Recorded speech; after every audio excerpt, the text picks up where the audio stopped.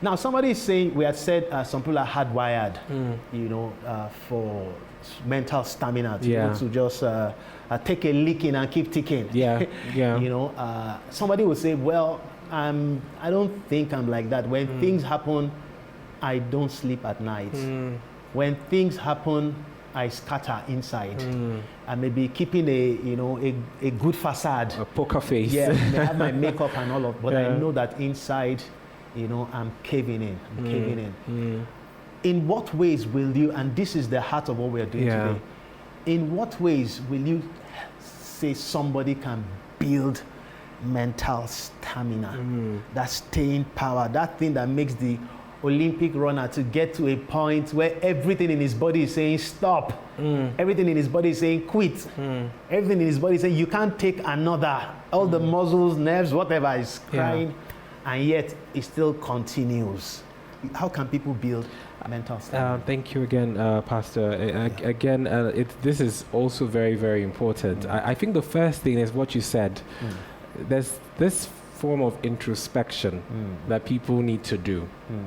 And it's so easy during this chaos to think that if I slow down, the world will end. But it's very critical that people also take some time.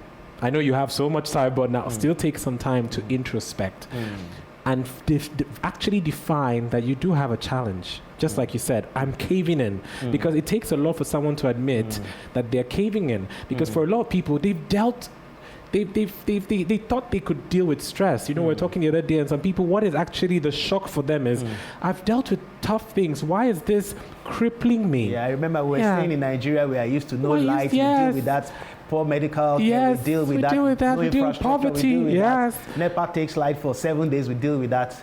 This is a new enemy. This is a new enemy, and it's an unfamiliar one. So it's making a lot of people question their capabilities, making some people question their strength, what they had some form of potential to do. So the first thing is to actually, like they always say, admit that there is a challenge, admit that you have a deficiency. Once you see that, it now helps you know, where do I need to fix? For some people, it starts here. In the mind. It starts in the mind. So you ask yourself, what have I been thinking? What have I been thinking? What are my thoughts now? What are my thoughts about my business? What are my thoughts about my family? What are my thoughts about Nigeria? What are my thoughts about the future? And once you start doing that, you start finding out where you have the negative thoughts. Do I think this will kill me? Do I think this will ruin my marriage? Do I think that my children will miss a year, 2 years out of school? Do I feel that I won't be the breadwinner anymore? Once you start thinking about that, you start seeing, the negative thoughts highlight.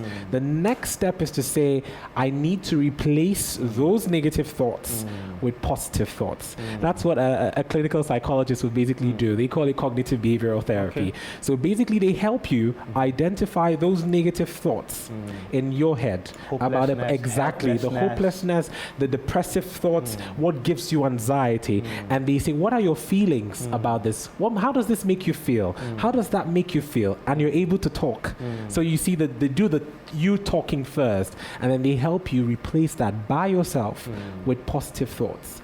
So when you start thinking the positive thoughts, then all of a sudden there's this light bulb that comes up in your head. Oh, this could make my marriage stronger.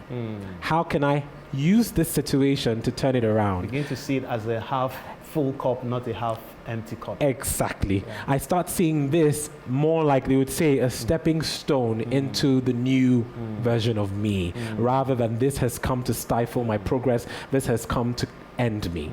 Once you do that, the other thing that's also very critical that I always tell people about, because for some people, what has happened to them, what is hitting them so hard is that their regular schedule has been trumped. And so their life has changed. In a way of that transition period, because we will transition, because life will change. Life is not going to go back to normal. I'm sorry to tell somebody that. But so in that transition phase, you need to still have that schedule still there. So one of the ways to ensuring that your mind is still productive, and you did something like this, one of the meetings in church, is ensuring that at the beginning of a day, you plan your day just like you would normally and set goals, set targets. This is what I want to achieve. And you mentioned the other day, you can even actually put time lapses and time spans. I want to, by lunch, I want to have done this. I want to have achieved this.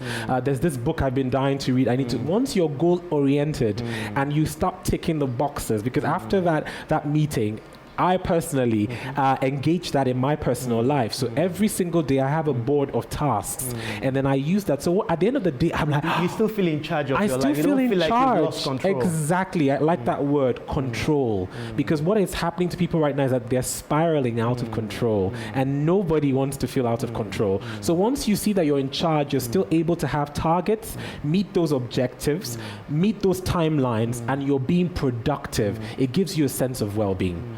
I'll talk about another thing, which is basically our health. So the interesting thing is that physical health goes hand in hand with mental health. Okay. So even in this time, there's a tendency for people to quote unquote isolate themselves. You want to be recluse, sit back. I'm not going out anymore, so I just shut the window blinds. Actually, these are one of the first signs of depression. I don't want to talk to anybody. I don't want to engage, and I don't want to exercise. And so I was very pleased when I came on set and I saw awesome things that you could actually use at home and even within your estate as well. For those of you who live in areas where you could just use cycle, it's an amazing. If you don't have one that is mobile, you can also get those that are stationary. And doing that already just releases a bunch of hormones. You know, the other day we were talking about serotonin, dopamine, noradrenaline. These are all hormones that just work on the neurotransmitters of your brain. They help calm down your blood pressure. They help you actually think better.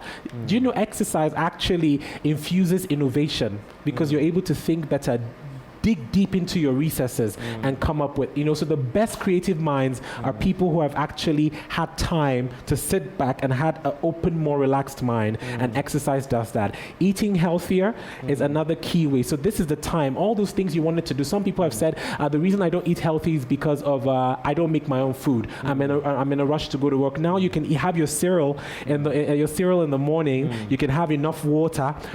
You can have enough vegetables, because right now you can just get them and make sure you're eating the right things, learning new things. The other day you talked about new courses, leveraging on new things. All of these things, at the end of this or at the next phase of this, you come out more equipped.